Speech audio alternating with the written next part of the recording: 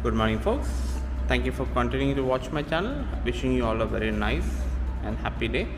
Okay, continuing with the rant. The first rant is about Motorola. As you know, there was an event scheduled for the August 2nd where they were launching the Moto Razr 2022 and X30 Pro. It was cancelled in the last moments.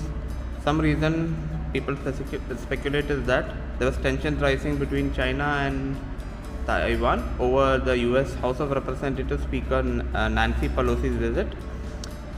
And now the Lenovo mobile China GM Chen has posted a new teaser saying that the launch will be on the August 11th and the time is set to 2 p.m. So let's see how it comes out. They will launch the Moto Razr 2022 with the 8 plus Gen 1 processor and X30 Pro, which will be the world's first phone with 200 megapixels. So let's see what happens, what will be the pricing and the details.